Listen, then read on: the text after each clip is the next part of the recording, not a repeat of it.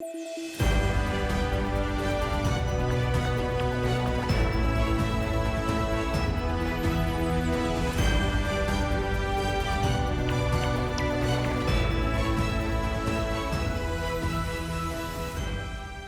everyone and welcome to this week's episode of the Munce Report as the Winter Racing Carnival rolls on at Eagle Farm on Saturday.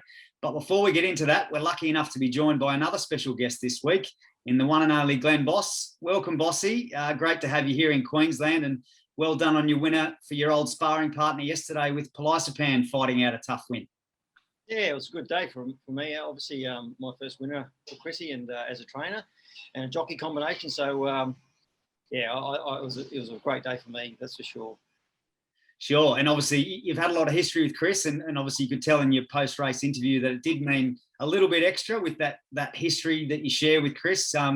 Just talk us through your history, I guess, and why it did mean a little bit more than normal. Well, Chris and I have known each other since we were 17 years old. When we were both apprentices in Brisbane. I was apprentice on the Gold Coast, and Chris is obviously the leading apprentice in Brisbane. And we used to, obviously growing up together, and then we end up in Sydney together, and we both made a really good fist of it in the Big Smoke, and our careers have intertwined as a jockey all the way through. So we've watched each other sort of develop, I suppose, and then obviously then Chris has taken over the into training, which I knew he was always going to do at one stage. Always a great judge of a horse, even track work. I remember years ago, he always knew when he was on a good horse or he could spot a good horse. So, the transition into training was, I know it's not easy, but it was one of those things that Chris was easily going to get into. Sure, yeah. Well, no, it was good to see a nice little story with the history between you two, and it was a great win. Chris, there were shades of Champagne and Jezebel up the straight yesterday, but you wouldn't remember too much about that first Tuesday in November, would you? No, not much. Oh, look, it was funny, as Glenn said, we were sort of as young bucks together, sort of riding, and then Glenn he took the big leap, and I give him credit where credit's due. He sort of went down to Sydney without any real stable support behind him, similar to what I did a couple of years later on, and he made a fist of it, and he's continued to do so. And I think the thing with Glenn is he's always been a very determined and focused rider. No matter what, he's always been the sort of rider that's always been able to find himself on a good horse. But not only that, then he makes the most of it. He backs himself, and he's always been very successful in that way. And so to that, you've got to give him full credit. He's done a great job in his career as a jockey. And he also had to dig deep yesterday to get the Flying Filly Pelisapan over the line. You must have been happy with the ride and obviously to get the result.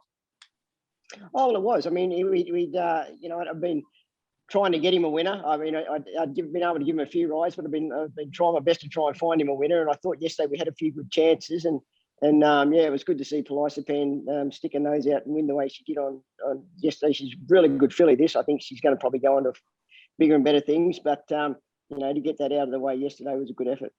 Yeah, sure. Speaking of bigger and better things, I was going to ask you what you've whether you've decided what's next for her. She's obviously 3 from 3 now, and obviously you must be wrapped with the way she just keeps answering the challenge every time you raise the bar for her. Well, she does. I mean, not only has she won 3 in a row, she's gone, basically straight from maiden. I jumped to class 1, went to a class 2, and then yesterday I jumped to class 3 and jumped to class 2. Sorry, went to a class 3. So she's probably exceeded my expectations as she's gone along. So we've got a couple of options in place, and I won't sort of really know what I'm going to do yet until I let her settle down for the next couple of days. But first option's probably to run on Ipswich Cup Day. There's a 1350 fillies and mares race there, which is worth a good deal of money. And then into the Caloundra Guineas, or I give her a month in between runs and just give her a jump out somewhere and go to the Mile of the Winx Guineas. So, I mean, they're probably the two options right at this point in time that we'll have to work out which way we go with her. Okay. Hopefully Bossy's still around. He might want to ride her if he hasn't got a better ride. Yeah, Bossy, you got a preference there for either of those races? Listen, I'll leave the training to Chrissy Munce. Obviously I'm not involved there with riding and work and all that, so I don't really, other than riding yesterday and watching the videos, I didn't know have a great deal of a history. So, yeah, I'll leave that to the trainer. But what I will say, she's a really nice filly. She's got plenty of scope to improve. She looks like she's not furnished properly yet. She's a bit You can see she's not quite got it all together. But what she lacks in that department, she makes up with determination. She's got that. You can't put that into horses. They either got that or they haven't. They don't want to get beat. And obviously 3 for 3. And what I was impressed about yesterday, well, obviously I knew how quick we were going up the straight. We were going pretty quick, and we put a 10-length gap on the third horse and the rest of the field. And they were tipping that horse that ran second to me all day in the room. They said, of the 3 that turned up the day of who trained that David Van Dyke, they said this was the one that was probably the most likely to be the one that will win. And he had one win by 6 and one win by 8. So when this was, I'm thinking that when this was turned off, I thought, well, Jesus, they're like that. And they weren't far off the mark, but they just run into a really determined filly. And obviously, I think that race, as form goes, they're the 2. They're going to be. You're going to look back on that sort of ordinary-looking Wednesday and look back and say these are 2 really nice horses. Yeah, sure. Well, it was great to see the big group of owners are on track yesterday, and they were obviously giving the horse plenty of love, and plenty of love for yourself too, Bossy. After the win, they've been on a great ride already with 3 wins from 3 starts. Yeah, obviously. I mean, when you have a horse that's in it, and then obviously expectations go up, and obviously that's Chrissy's department. You'll have to manage people's expectations.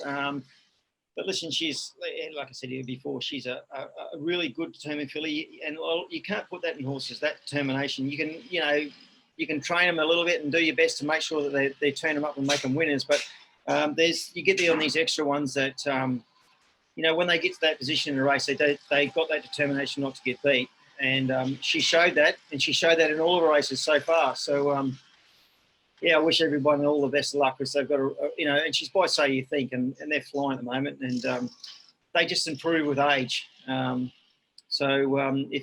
she's going to be well managed with Chris and his staff, so I'm sure she's going to get every opportunity to show her best.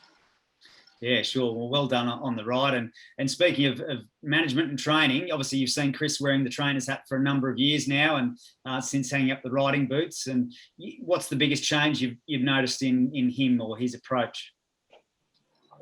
Oh, listen, well, not the biggest change. I just knew that Chris was always going to make it. When he decided, I remember speaking to him years ago when he said he was going to start training, and I knew, and not for a moment did I think he wouldn't succeed, because knowing Chris's history and background with horses, when we were riding work together with Gay all those years, he was constantly finding nice horses, and nice horses found him he just knew when he was on a good one and he could pick one out. So, that when you're on the ground, you still have that eye.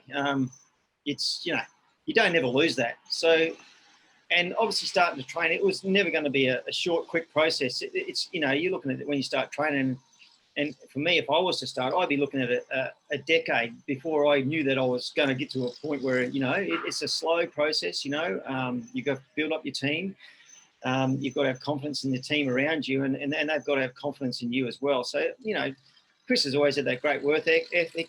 He's got an amazing family. They're all involved with the business. And I'm actually proud to say that Chris is a great motivator, and he's doing and doing what he's doing at the moment, because it's not an easy job. No, certainly. That's what I tell all the jockeys when they ride for me, that riding's a hobby and training's a job. Yeah. We do okay. Sure. We walk away from it, Chris, and we can get off and just hand you the reins and do our little spiel, and off we go. And you're left. You got to take the horses home. I take my hat up to you, mate. It's not an easy job, mate. So I take it the way you're talking, Bossy. Training. When you decide that the riding boots are hanging up, training won't be for you, or me and Chris might go on a partnership one day. Not a bad idea either. I never say no to anything, mate. I've got a great eye for a horse, and I know what a horse. I know a lot about horses like Chris. We've come through the same school, and we both have the similar knowledge about a horse. So. I don't know if I would never train on my own. I think it's a big job. Partnership wise, you never know. Listen, I never take anything for granted. Or say no to anything, because you simply don't know what's around the corner. But geez, imagine if us two got together, we throw a few cat amongst the pigeons, I tell you, it'll be a lot of fun. It would be a lot of fun.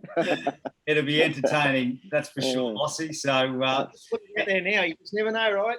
that's it. Never say never, mate. So very good. But obviously, you must be happy with the way things you're going, and you've still got the zest for riding, and you know there's no sort of immediate plans to change that. You're still happy in the saddle.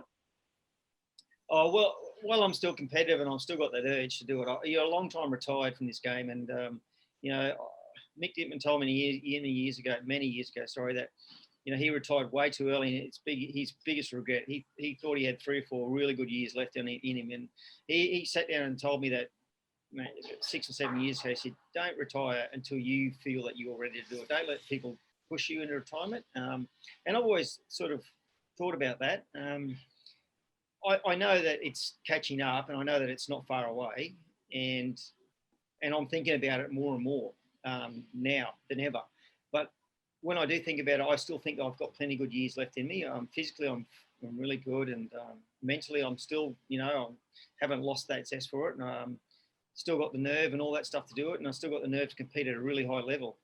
So long as I'm doing that, I feel I can still stick around, But how long's a piece of string? I don't know when it's going to happen. When I come home from the races one day and I'll say to Sloane, I've had enough. I don't know. Sure. Well, it's great to see you still riding winners and featuring in those big races. Obviously, you've made a reputation of it over the years. So before we let you go, you don't have any rides for Chris on Saturday at Eagle Farm, but can you give us something for the Munce Racing owners to follow over the weekend? Do you like any of your rides on Saturday?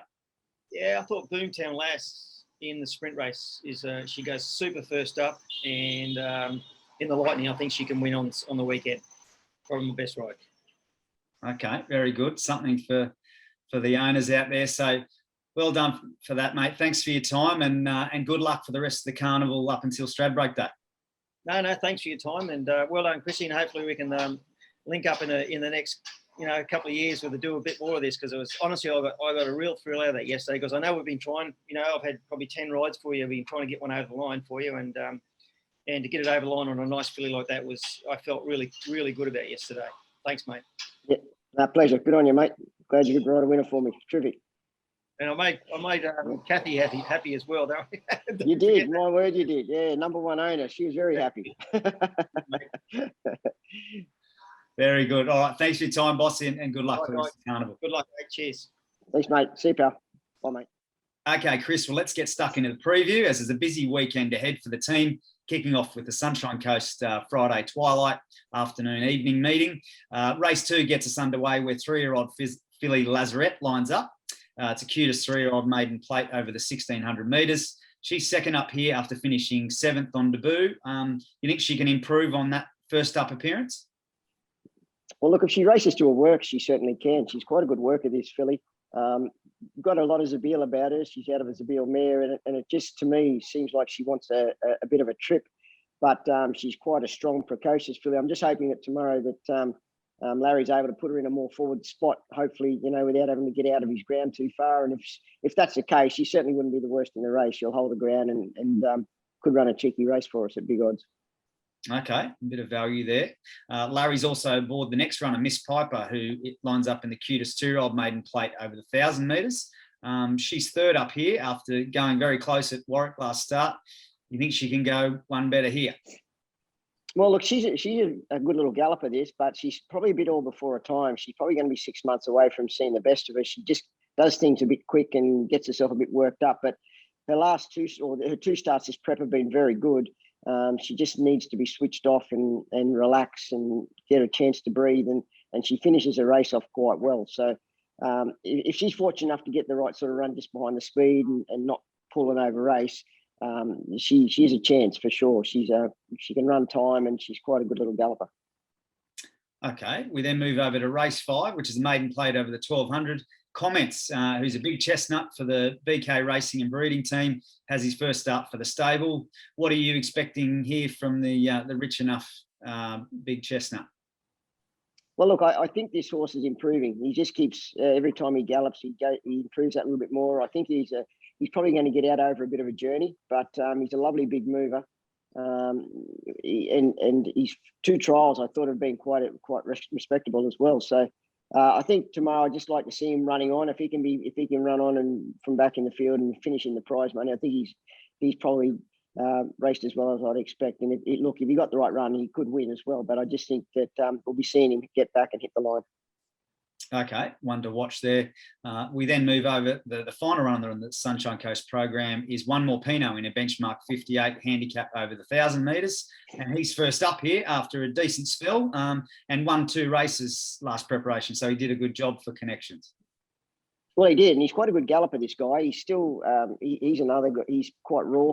But he won the 2 races last prep. And I do think this time round he's actually grown and lengthened a little bit too. So it took him a little while to hit his straps last prep, but he did race well his first start. So I just sort of think tomorrow that Larry lets him travel and finish his race off, because I do think he's quite a good galloper.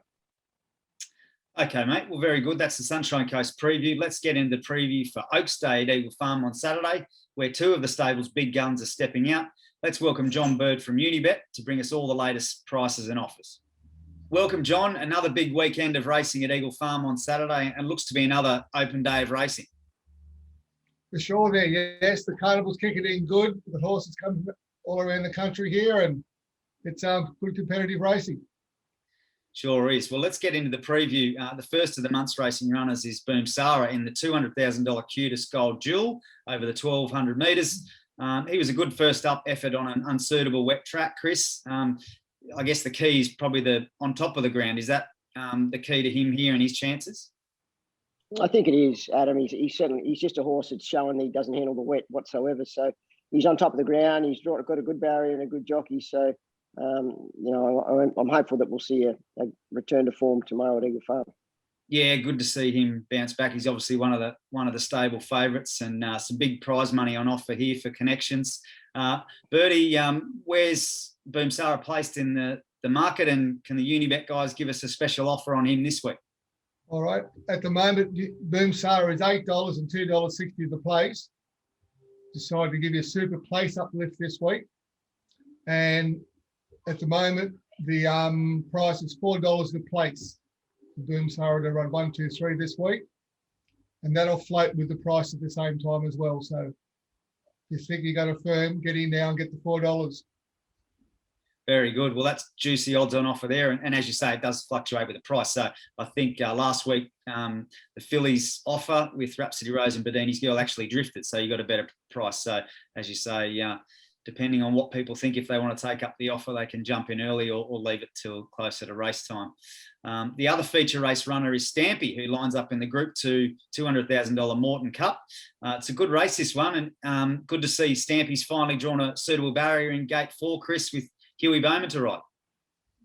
Yeah, I wish he'd have drawn a good barrier the other day. I mean, if he'd have drawn a good barrier the other day, I think he would have run a lot better race too in the BRC Sprint. But anyway, he's drawn good tomorrow, and Larry rides him, which I'm sure he'll give it a good ride from a nice draw, and hopefully he can win his way into the Stradbroke.